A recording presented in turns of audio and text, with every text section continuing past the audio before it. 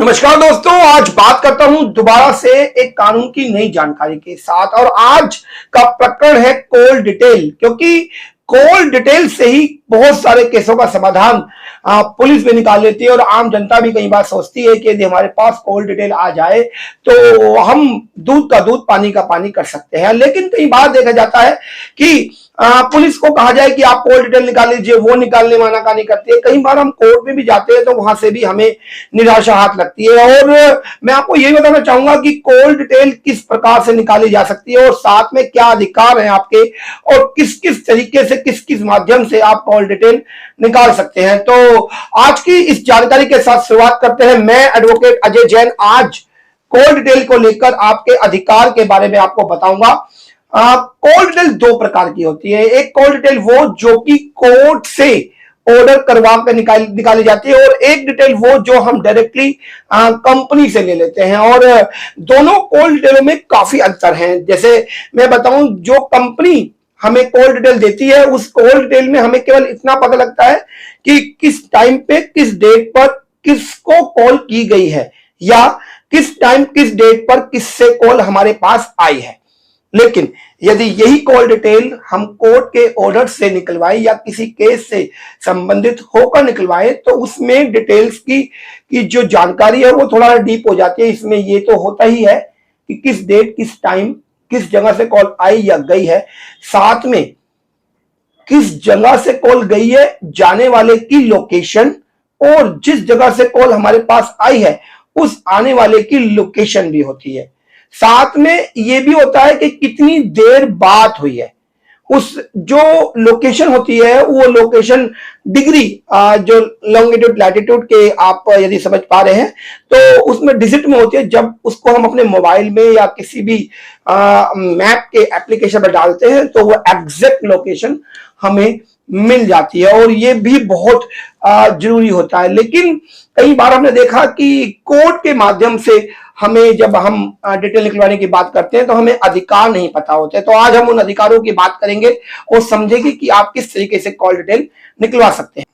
यदि आपका मामला सिविल और मैट्रिमोनियल से संबंधित है तो order 16 rule 7 read with 151 CrPC के तहत आप एप्लीकेशन लगाकर आप पूरी डिटेल्स ले सकते हैं। लेकिन वहीं यदि यह मामला आपका एफआईआर से संबंधित है या 125 मेंटेनेंस से संबंधित है, तब आप 91 की एप्लीकेशन, जो 91 की सीआरपीसी की एप्लीकेशन है, उसके तहत आप यह कॉल डिटेल निकलवा सकते हैं। वैसे मैं 91 के लिए बता दूं, 91 ये कहता है कि पुलिस को डायरेक्शन दी जाती है कि किसी भी प्रकार का कोई भी एविडेंस जो साक्ष्य है उसको सुरक्षित कर लेना जो भी वादी प्रतिवादी है उनका अधिकार है। और इसके लिए पुलिस को डायरेक्शन दी जाती है कि जितने भी साक्ष्य है आप उनको सुरक्षित कर लीजिए। तो ये वाली एप्लीकेशन यहां पर काम करेगी यदि आप 91 में सीआरपीसी के अंदर 91 के अंदर आप एप्लीकेशन कोर्ट में लगाते हैं तो वह साक्ष्य के तौर पर पुलिस की मजबूरी बन जाती है कि आपकी कॉल डिटेल को वह सुरक्षित व संरक्षित रखे, जिससे कि आने वाले समय में जब भी उसकी जरूरत पड़ेगी तो वो कोर्ट में एक एविडेंस या सबूत के तौर पर पेश की जा सके।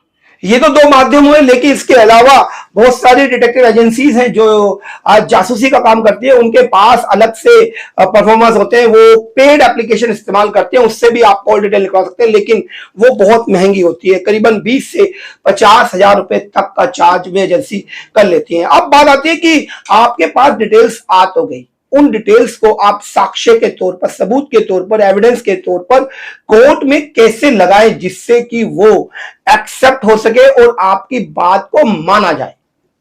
सबसे पहले तो मैं बताऊं कि जो कंपनी की डिटेल्स है वो भी आप केवल अपने फोन की निकाल सकते हैं, किसी सामने वाले के फोन की नहीं निकाल पाते। और जब अपने फोन की आ भी जाती है तो ये प्राइवेटली थर्ड पार्टी होती है, तो कई बार कोर्ट उसको एक्सेप्ट करने के लिए भी मना कर देती है। तो आपके पास एक ही साधन बचता है जो कि बहुत सही और सटीक है, वो है पुलिस के द्वारा। और पुलिस भी कई बार एप्लीकेशन हम लगाते हैं कोर्ट में, वो रिजेक्ट हो जाती है, या पुलिस को भी जब डायरेक्शन दी जाती है तो पुलिस भी दो ही कंडीशन में कॉल डिटेल निकालने की बात करती है, या तो एफआईआर हुई हो या कोई शिकायत दर्ज हुई हो, तो ही पुलिस उस चीज के बारे में सोचती है।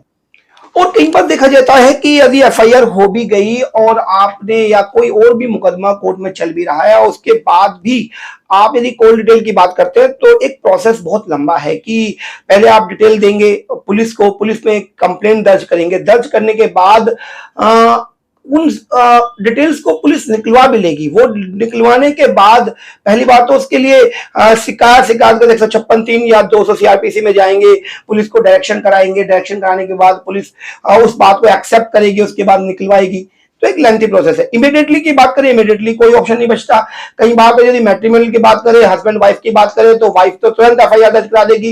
एफआईआर दर्ज कराने के साथ ही वो यदि एप्लीकेशन लगाई तो उसकी सुन भी ली जाएगी।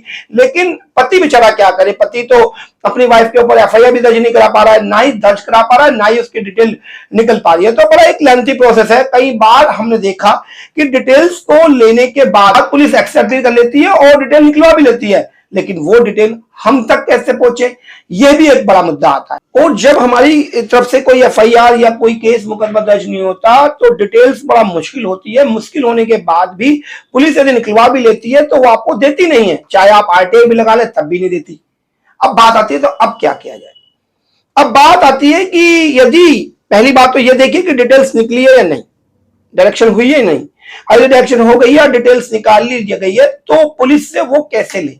तो आपने शिकायत तो दे ही रखी है, शिकायत देने के बाद उस शिकायत पर यदि पुलिस ने उस डिटेल्स को निकाल भी लिया तो उसके लिए आप न्यायालय में गुहार लगा सकते हैं कि मेरी शिकायत का स्टेटस क्या है। स्टेटस कॉल के लिए आप एप्लीकेशन लगा सकते हैं और अपनी शिकायत के लिए पता करें कि मेरी शिकायत पे एफआईआर दर्ज क्यों नहीं हुई और यदि उससे संबंधित कोई कार्रवाई हुई है तो वो क्या हुई है। ये दोनों ही एप्लीकेशन 156(3) के अंतर्गत, यह शब्द आपने बहुत बार सुना होगा कि जब पुलिस कार्रवाई नहीं करती तो हम 156(3) की एप्लीकेशन न्यायालय में लगाते हैं। और इसी एप्लीकेशन के द्वारा या तो आप स्टेटस कॉल करेंगे उससे अपनी शिकायत का कि मेरी शिकायत पर आज तक क्या हुआ, या आप डायरेक्शन कराना चाहेंगे पुलिस को कि मेरी शिकायत पर एफआईआर दर्ज की जाए। ये दोनों ही एप्लीकेशन 156(3) के अंतर्गत न्यायालय में लगाई जाएंगी। और जब आपने संबंधित न्यायालय में वह एप्लीकेशन लगा दी तो अब पुलिस की जिम्मेदारी बन जाती है कि आपकी उस शिकायत का स्टेटस बनाया जाए। और स्टेटस जब वो बनाएगा तो वह इस बात को जानता है कि उसने अभी तक कॉल डिटेल निकलवाई है, तो जो स्टेटस है उसमें उसकी जिम्मेदारी बन जाती है, या ये कहें कि मजबूरी बन जाती है कि उस कॉल डिटेल को वह अपने स्टेटस रिपोर्ट में लगाकर संबंधित न्यायालय में जमा कराए कि मैंने इनके द्वारा लगाई गई शिकायत, जो इन्होंने कॉल डिटेल्स के लिए या जो बाकी इन्होंने कंप्लेंट हमें दी थी उसके लिए हमने कॉल डिटेल निकलवा ली है और निकलवाने के बाद यह वो कॉल डिटेल है जो मैं न्यायालय के समक्ष प्रस्तुत कर रहा हूं। और जब जैसे ही वह न्यायालय के संबंध में या न्यायालय के समक्ष वह एक चाहे वो एटीआर हो, चाहे वो स्टेटस हो, चाहे जो भी पुलिस की कार्रवाई रही, उसमें न्यायालय के सामने समक्ष वह डॉक्यूमेंट प्रस्तुत हो गए तो आपके पास बचता है सर्टिफाइड कॉपी। और सर्टिफाइड कॉपी आप तुरंत अप्लाई करेंगे और तुरंत अप्लाई करने के बाद आप उसकी एक सर्टिफाइड कॉपी लेकर उसको किसी और न्यायालय में भी या जहां भी आपको इस्तेमाल करना है आप कर सकते हैं, क्योंकि वह आपका पुख्ता और प्रमाणित सबूत है। तो दोस्तों यही एक तरीका रहा कि आपके सामने मैंने जो बिल्कुल एक शॉर्टकट तरीका है, इससे शॉर्टकट तरीका शायद ही कोई हो सकता था। और इस शॉर्टकट तरीके से आपको कॉल डिटेल मिल गई, साथ में डिटेल तो मिली ही मिली, साथ में वो एक सर्टिफाइड कॉपी है, उसमें न्यायालय के जो जज साहब है उनकी मोहर लगी है और यह डिटेल पुलिस के द्वारा निकाली गई है। तो इसमें किसी भी तरह की कोई भी शक या शंका की गुंजाइश बचती नहीं है। वो बिल्कुल सही और सटीक जानकारी है जिसको कोर्ट भी सर्टिफाइड कर रहा है। तो आपको ये जानकारी कैसी लगी?